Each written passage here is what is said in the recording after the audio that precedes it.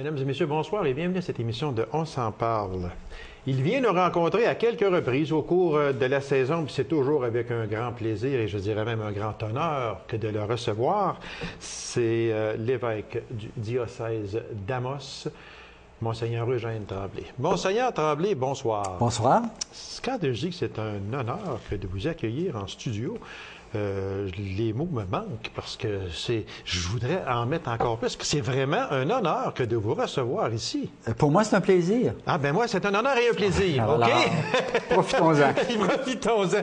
Merci d'avoir accepté cette invitation-là, Monseigneur, parce qu'il y a tellement de choses à discuter aujourd'hui.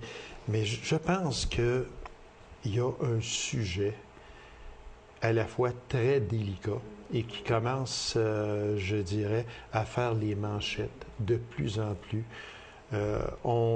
Parce que j'ignore si c'est parce qu'on ne voulait pas en parler, mais là, on est rendu à un stage qu'il faut en parler, c'est l'euthanasie.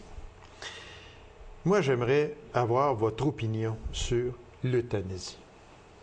Dans un premier temps, je pense que l'origine, présentement, c'est qu'un projet de loi qui a été proposé au gouvernement.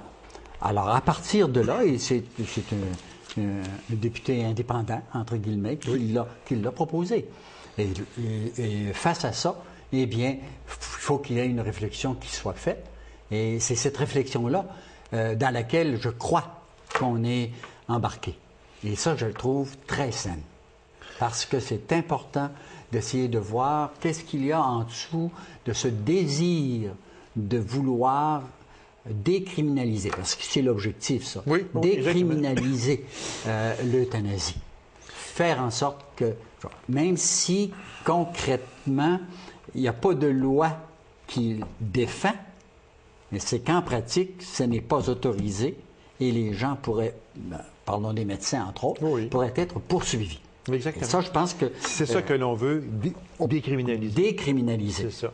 Mais au point de vue de l'Église, parce qu'on a toujours dit, Monseigneur, que Dieu nous donne la vie et un jour, Dieu viendra chercher notre vie. Alors, à ce moment-là, ce n'est plus Dieu qui va décider. Mais dans un premier temps, pour moi, il faut regarder au plan humain. Puis, indépendamment d'un plan religieux, c'est le respect de la vie. L'importance de la vie, la grandeur de la vie. Et là, l'Église intervient pour dire, cette grandeur-là, elle est du début de la conception jusqu'à la mort naturelle.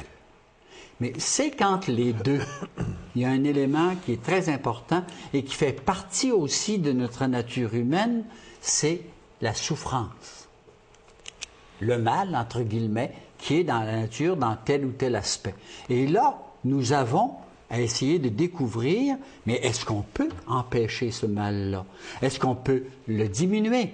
Est-ce qu'on peut découvrir une notion particulière à travers la souffrance? Ce qui en est.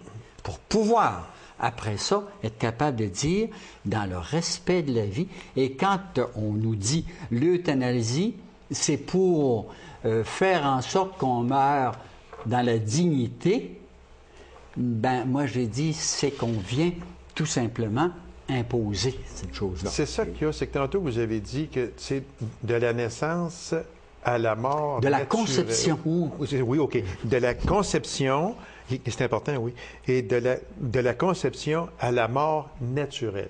Lorsque on se sert de l'euthanasie, on provoque la mort. Donc, ce n'est plus une mort naturelle. Non, c'est-à-dire qu'on la provoque. Et ça, c'est le sens qu'on doit découvrir dans la question d'euthanasie. D'autres vont dire, oui, on la provoque aussi quand on essaie d'enlever la souffrance. Mais l'intention, quand on pose un geste pour enlever la souffrance, ce n'est pas de tuer. Ce n'est pas d'enlever la vie, c'est d'enlever la souffrance. Et ça, il y a une très grande différence. Oui, exactement. Mais est-ce que vous pensez qu'on est prêt au Québec pour une réflexion en profondeur sur l'euthanasie? Mais je crois que non seulement on est prêt, si on n'est pas prêt, on le doit. Être capable de découvrir la richesse de la vie. Puis quand on parle même actuellement de notre système de santé, c'est pourquoi? C'est pour essayer de faire en sorte que la vie soit plus agréable, que la souffrance ou les difficultés que nous vivons avec les limites corporelles que nous avons nous permet justement d'aller un petit peu plus loin et de découvrir un sens. Et pour moi, quand l'Église vient nous dire ceci, c'est pour un plus, c'est pas pour un moins. Vous me semblez d'accord avec l'euthanasie. C'est-à-dire que je suis contre l'euthanasie parce que ça vient enlever la vie. Mais il n'y a pas un certain moment dans la vie où il est mieux d'enlever la vie? Moi, je dirais non, quand on sait la richesse de la vie. Bien, quand on est sur un lit d'hôpital, Monseigneur, et puis qu'on est atteint d'un cancer excessivement souffrant, il n'y a pas... C'est impossible que cette personne-là reprenne la santé qu'elle avait avant, ou même reprenne une santé où il y aura au moins beaucoup moins de douleur. On n'en est pas rendu là au stage de dire, bien là, on va lui enlever cette douleur atroce parce que ça ne reviendra pas. On n'est pas rendu là. Mais on est rendu au point où on diminue la douleur énormément. Et j'entendais, entre autres, un médecin qui travaille en soins palliatifs en disant qu'il y a des pointes de douleur qui, à un moment ou l'autre, se présentent. Et on va même jusqu'à endormir la personne pour permettre qu'elle passe. Oui, on l'envoie dans un coma. C'est dans cette pointe de douleur. On l'endort. Et puis, à partir de là, quand elle revient, elle est réveillée, entre guillemets, la pointe de douleur est dépassée. Et c'est là que je dis, moi, s'il y a vraiment un accompagnement, s'il y a... Le mot qui me vient, c'est présence. Faire en sorte qu'il y ait une présence. La personne humaine cherche toujours une présence. Et de quelle façon on a trouvé cette présence-là? Et à travers les soins palliatifs actuellement, je pense que c'est ça qu'on offre. C'est d'avoir une présence pour découvrir quelque chose de plus à travers ce que j'ai à vivre. Parce que l'euthanasie, actuellement, elle existe. Elle existe actuellement. Parce que lorsqu'une personne est dans un coma, puis on décide de le débrancher parce qu'elle vit artificiellement, là, si on décide, là, c'est une autre chose. Vous me disiez, elle vit artificiellement. Oui, exactement. On est en train de prendre un moyen extraordinaire pour faire en sorte qu'elle continue à garder une vie physique. Alors là, si on permet de débrancher cette personne-là, c'est de l'euthanasie? Non, ce n'est pas de l'euthanasie parce qu'elle est soutenue artificiellement. L'euthanasie, c'est tuer quelqu'un directement. OK. C'est ça, l'euthanasie. Alors, de quelle façon, justement, le fait qu'on débranche quelqu'un, parce qu'on utilise actuellement un moyen qui est extraordinaire, parce que sans ce moyen-là, la personne physiquement n'est plus capable de vivre. Alors, on arrête tout simplement ce moyen-là. Et ceci, même du temps de Pie XII, il avait été question de ces choses-là. Et c'est peut-être le premier pape, même avant aussi, il en avait été question, de dire, oui, il faut travailler contre la souffrance.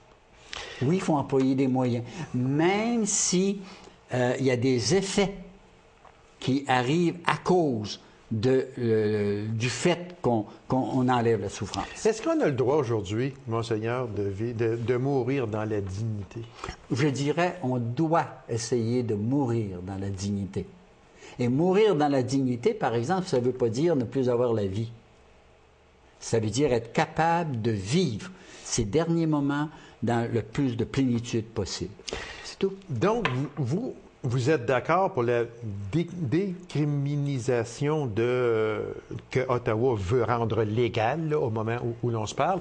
Vous êtes pour ça, vous n'êtes pas pour l'euthanasie, et puis on demande de mourir dans la dignité.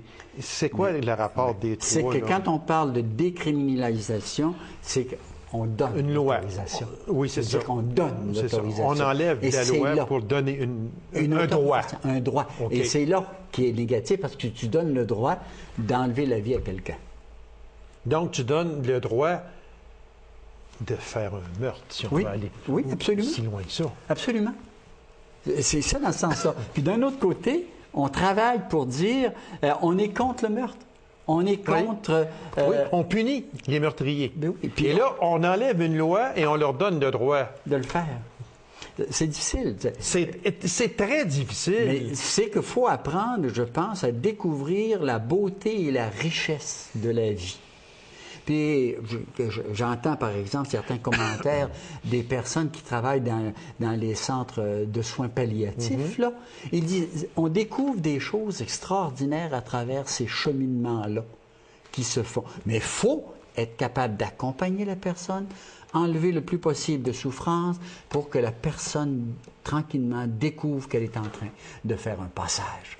C'est sûr que quand j'ai la foi, ce passage-là, c'est un passage dans une rencontre avec le divin. Mais ça, j'ai la foi. Mais même si je n'ai pas la foi, je peux vivre en lien avec cette vie-là qui est encore là et puis qui s'exprime d'une autre façon, mais de façon extraordinaire, à mon avis. Est-ce qu'on peut, Monseigneur, associer euthanasie et suicide assisté? Suicide assisté, c'est absolument la même chose, entre guillemets. C'est tout simplement de donner les moyens à quelqu'un de provoquer la mort chez quelqu'un. Puis avec la question du suicide assisté, il y a énormément, à mon avis, de points noirs. C'est que tu fais avec la personne de 18 ans qui dit « Moi, je veux que tu m'aides à me suicider. J'en ai marre de la vie. » Tout ce que la personne me dit, « Tue-moi pas. » C'est pas ça qu'elle dit. Elle dit « Enlève donc la souffrance que j'ai. Aide-moi à enlever la souffrance. » Pour lui, c'est par la mort. Oui, puis c'est couper la souffrance qu'il veut. C'est pas de s'enlever la vie. Puis tellement que des fois, tu vois ça chez des enfants, hein, qui vont, entre guillemets, poser des gestes de suicide. Mais pour eux autres, c'est pas définitif. Chez l'enfant, la notion qu'il a n'est pas définitive, la mort. Ça va être juste un passage qui va enlever la souffrance, puis ça va être réglé. Ma chicane avec mes parents, là, puis ça va être réglé. Le vieillissement de la population, est-ce qu'on peut dire que ça ne fait qu'accélérer ce débat-là? Oui, ça aide certainement. Puis il y a un élément qui est très pervers à travers ça. Hein? C'est toute la question, qu'est-ce que vous voulez comme société? Si vous voulez comme société uniquement des personnes qui sont efficaces, qui sont rentables, ben, pourquoi pas est-ce qu'on ne s'en va pas vers le suicide assisté? Pourquoi est-ce qu'on ne s'en va pas vers l'euthanasie? Parce que la société, il faut que tu sois efficace. Moi, Monseigneur, là, je vais vous poser une question difficile. Parce que moi, là, j'en ai vu de ça beaucoup. Puis, j'en ai vu dans ma propre famille. Et puis, moi, là, si je vous demandais, votre père est sur un lit d'hôpital ou votre mère, deux personnes à qui vous avez tenu comme à la prunelle de vos yeux, j'en suis persuadé. Une de ces personnes-là, ou les deux personnes sont sur un lit d'hôpital, il n'y a plus absolument, il n'y a plus de lendemain à dire elles ne souffriront plus, parce que là, elles souffrent atrocement. Allez-vous vouloir, dans votre fort intérieur, dire « Papa, maman, vous avez assez souffert, s'il vous plaît, là, faites quelque chose, débranchez, enlevez-lui la vie, je vais aller aussi loin que ça, enlevez-lui la vie pour que ses souffrances arrêtent une fois pour toutes, parce que ses souffrances n'arrêteront pas. » Mais quelle serait votre position? Je dirais d'abord, les souffrances peuvent diminuer, peuvent arrêter. Deuxièmement, le problème, comme vous me le dites, là, c'est pas mon père qui l'a, c'est moi. C'est moi qui suis mal à l'aise avec la souffrance de mon père. Puis, je suis comme impuissant par rapport à ça. Oui, parce qu'il y a une source d'impuissance à ce moment-là. Absolument. Oui. Mais je vais vous donner juste l'exemple, justement, de mon père, 87 ans. Il était encore à la maison. Hein? Mais il y avait comme de l'asthme, et puis tout ça énormément. Puis pour justement être capable de vivre puis être tranquille, il fallait qu'il y ait des quintes de tout. Et, j'ai le goût de dire inimaginable, qui étaient là, puis tu disais, ben, si ça pouvait arrêter, ce serait donc correct. Mais quand j'arrivais à la maison, puis que je voyais seulement le regard de mon père, accepter la présence qui était là, ça vaut n'importe quoi. Ça vaut n'importe quoi. Puis il y a 87 ans, puis c'est très clair qu'il ne fera pas encore très longtemps. Non, le cœur va flancher. Oui. C'est ça qui va arriver. Mais la période de vie qui était là, j'étais capable d'apporter une présence qui était très passagère, si vous voulez. Mais que pour lui était un réconfort extrême. C'était, je dirais, le mot anglais, un pushing de vie. Okay. C'est tout. Puis qui lui permettait de revivre ces choses. Puis comme c'est un homme de grande foi, évidemment, pour lui, c'était un passage qui était très, très positif. Est-ce qu'on peut faire un lien, Monseigneur, entre l'euthanasie et l'avortement? Absolument. C'est-à-dire l'avortement, qu'est-ce qu'on fait par l'avortement quand on a découvert, par exemple, que le fœtus sera un Mongol? Qu'est-ce que je fais? Alors, je décide, tout simplement, le médecin offre, est-ce que vous voulez avoir l'enfant, il va être Mongol? Ou bien si vous voulez qu'on l'avorte, si vous voulez qu'on le tue. C'est ça la question, là. Et c'est très, très lié. C'est que ce soit l'euthanasie à la fin de la vie, ou je dirais faire en sorte... Mais encore là, moi, je le tue, là. C'est pas pour lui, là. C'est pour moi. Comme parent, sachant que je ne serais pas capable de supporter ça. Je respecte ce qu'il y a, puis la décision qui est là, la conscience des individus. Je ne pose pas ce problème dans ce sens-là. Parce que objectivement. C'est une conscience, Monseigneur, et vous admettrez avec moi que on en a vu peut-être dans des émissions télé où là, on est dans la réalité télévision. Oui. C'est une émission, c'est un programme, on a écrit une histoire. Oui. Mais il y a quand même du vrai à l'intérieur de ça. Parce qu'on voit des émissions où une petite fille, je sais pas, peu importe l'âge, elle est enceinte et elle ne veut pas garder l'enfant. Donc, elle s'arrange sournoisement un peu pour aller dans une clinique pour se faire avorter. Et très souvent, elle s'assoit à la clinique et rebrousse chemin. Oui. Très souvent. C'est rendu là, à l'extrême. Là, elle est rendue là. Oh, absolument. Et il reste très peu à passer pour aller au geste fatal, si on peut employer l'expression. C'est donc dire qu'à ce moment-là, et on en voit qui rebrousse chemin puis qui s'en viennent. Je ne peux pas faire ça. Oui. Bon, ça, c'est sûr qu'à ce moment-là, je dirais là, un instinct maternel qui est très important. Puis la fille peut l'avoir à 18 ans comme à 30 ans, absolument. Cet instinct-là. Là. Absolument.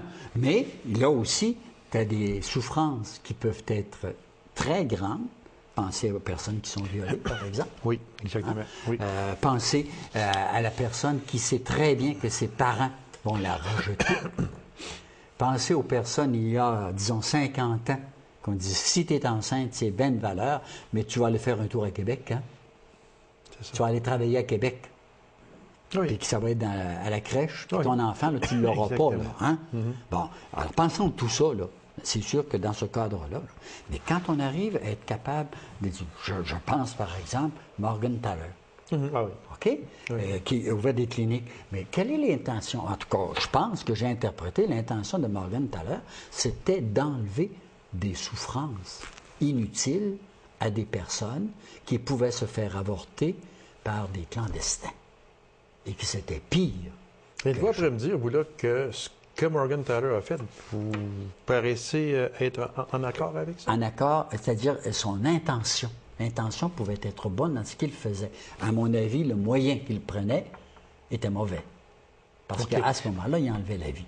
Alors, c'était pour empêcher ces femmes-là, ces jeunes filles, d'aller clandestinement. Un plus grand mal. Pour empêcher un plus grand mal. Ce qu'il disait. Parce qu'il disait, quand il va aller clandestinement, une chose qui est certaine, c'est que l'avortement va avoir lieu quand même. Oui. Puis, il risque de mort, il risque de beaucoup de choses. Là, sauf que le moyen qu'il utilisait, c'était moi, j'enlève directement, par l'avortement, ces choses. On va laisser ce sujet-là, même s'il est passionnant, on pourrait en parler des heures. Il y a un beau petit livre par rapport à ça. Hein? OK. Très intéressant. Au niveau de l'éthique et puis repère d'humanité, découvrir un petit peu l'humanité dans la vie. On va parler de portier à saint québécois. Oh, c'est bien ça. Alfred Bessette, mieux connu sous le nom du frère André. Il sera nommé Saint-Frère André le 17 octobre prochain. Comment on va procéder? Est-ce qu'on va faire ça au Vatican? Est-ce qu'on va faire ça à Québec? Expliquez-nous, là. Qu'est-ce qui va... D'abord, allez-vous y aller? J'espère. Oui. Parce que c'est à Rome. Oui, OK. On arrête là. Tu es invité aussi, hein? Ah oui, c'est ça. Invite le caméraman, mais moi, est-ce que... non, c'est correct. Je m'en souviendrai, Monseigneur. Alors, je pense que c'est de comprendre comment ça fonctionne. D'abord, dans un premier temps, c'est une personne qui vit des choses qui, de l'extérieur, on dit il y a des choses qui sont extraordinaires. On voit ça de l'extérieur. Et puis, on dit, cet homme-là, c'est un saint. C'est-à-dire qu'il pratique des vertus de façon extraordinaire. Et ça, c'est la première étape. Rome reconnaît l'héroïcité des vertus de cette personne-là. Premier temps, on fait une enquête, on fait ce qu'on appelle un procès diocésain. On ramasse tous les éléments pour voir si ça a bien du bon sens que ce type-là a vécu de façon héroïque des vertus.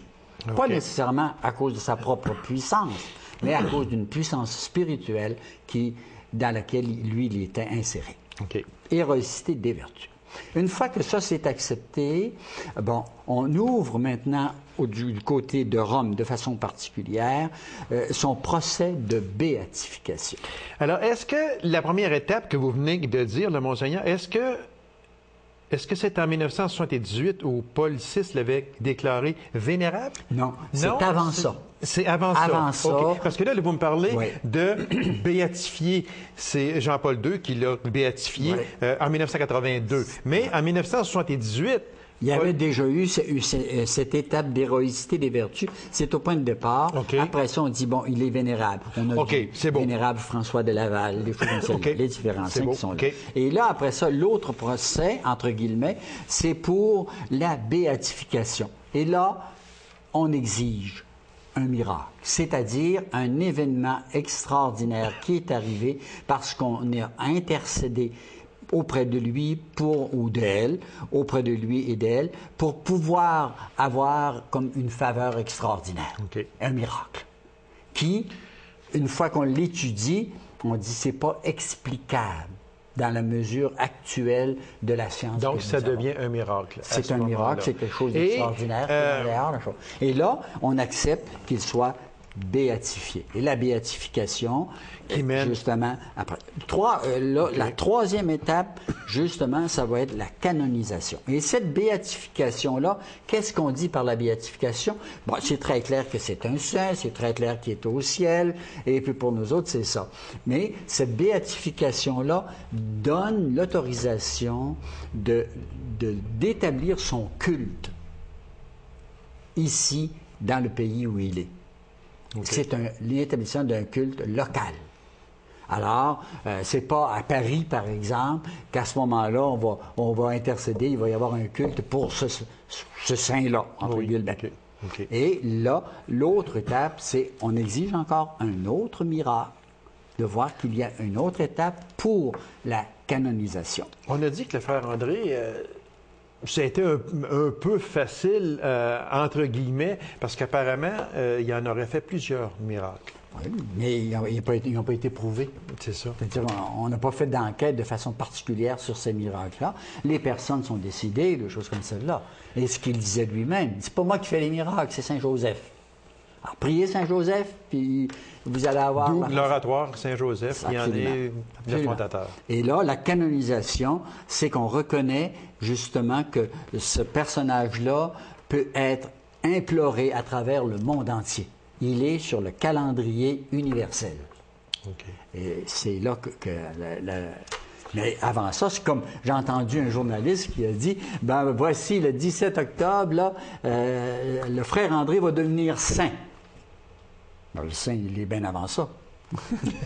Sauf que là, on l'a reconnu. Sauf que là, il va être reconnu officiellement.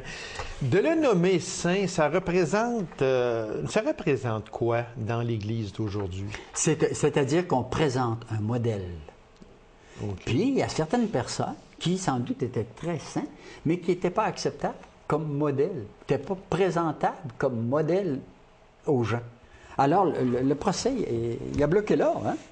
Même si, effectivement, on disait, oui, il y a eu des choses extraordinaires, mais cette personne-là, dans notre société actuelle, n'est pas présentable. Regardez ce qu'on dit de Pie XII. On introduit sa cause présentement de façon particulière. Puis il y a des gens qui protestent en disant, non, il ne peut pas être un modèle parce qu'il a été, eux autres, ils charrient dans ce sens-là, il a été contre les Juifs. Oui, c'est ça, exactement. Alors, voyez-vous que dans ce cadre-là, il y a des protestations, puis des choses qui disent.